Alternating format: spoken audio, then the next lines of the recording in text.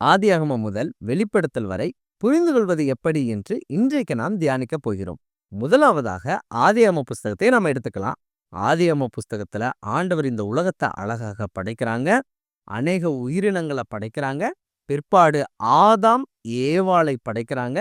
படைத்து ஜீவ விருட்சத்தின் கனியையும் பிற விருட்சத்தின் கனியையும் நீங்க புசிக்கலாம். ஆனா நன்மை தீமை அறியத்தக்க விருட்சத்தின் கனியை புசிக்கவே கூடாது. புசித்தால் நீங்க சாகவே சாவீர்கள் என்று ஆண்டவர் கூறுவதை பார்க்க முடிகிறது.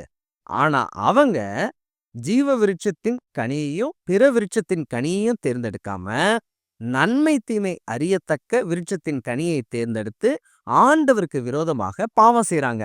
அப்படி பாவம் செய்ததுனால பரிசுத்தமான வாழ்க்கையை அவர்கள் இழப்பதை பார்க்க முடிகிறது. தேவனை முகமுகமாக பார்க்கும் அந்த பாக்கியத்தை இழப்பதை பார்க்க முடிகிறது.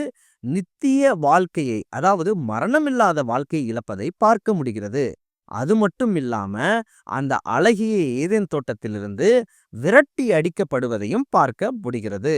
இதை வாசிக்கக்கூடிய வாசகனாக இருக்கக்கூடிய நம் யாவருக்கும் சில கேள்விகள் நம் சிந்தனையில் எழ வேண்டும். அது என்ன கேள்வி அப்படின்னா, மறுபடியும் ஏதேன் தோட்டத்திற்குள்ளாக போகக்கூடிய ஒரு பாக்கியம் கிடைக்காதா? மறுபடியுமாக பரிசுத்தமான வாழ்க்கை வாழக்கூடிய ஒரு பாக்கியம் கிடைக்காதா? மறுபடியுமாக தேவனை முகமுகமாக பார்க்கும் பாக்கியம் கிடைக்காதா? மறுபடியும் நித்திய வாழ்க்கை, மரணமில்லாத வாழ்க்கை வாழும் பாக்கியம் கிடைக்காதா என்று இதயத்தில் எழக்கூடிய எல்லா கேள்விக்குமான தீர்வு புதிய ஏற்பாட்டின் கடைசி புத்தகமாகிய வெளிப்படுத்தின விசேஷ புத்தகத்தில் பதிவு இருக்கிறது. அது என்னவென்று நான் உங்களுக்காக வாசிக்கிறேன். வெளிப்படுத்தல் 22ஆம் அதிகாரம் 2ஆம் வாக்கியம்.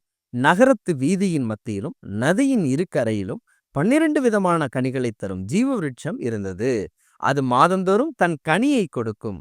அந்த விருட்சத்தின் இலைகள் ஜனங்கள் ஆரோக்கியம் அடைகிறதற்கு ஏதுவானவைகள்.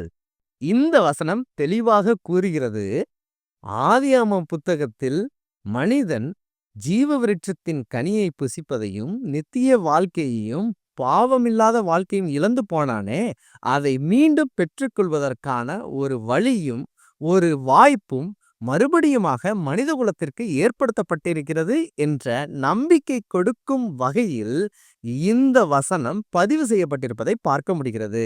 இப்படியாக ஆதியாகம புத்தகத்தில் ஜீவ விருட்சத்தின் கனியை மனிதன் இழந்து போனான். வெளிப்படுத்தின விசேஷ புத்தகத்தில் ஜீவ விருட்சத்தின் கனியை மறுபடியும் புசிப்பதற்கான வாய்ப்பு கிடைத்தது. இந்த வாய்ப்பு எதன் மூலமாக நமக்கு கிடைத்தது என்றால், சிலுவை மரத்தின் மூலமாக கிடைத்தது. ஆண்டவராகிய இயேசு கிறிஸ்துவின் தியாக பலியின் மூலமாக கிடைத்தது என்பதை நாம் தெளிவாக புரிந்து கொள்ளலாம். பகிர்வோம் இயேசுவை என்று அன்புடன் பைபிள் ஸ்கூல்.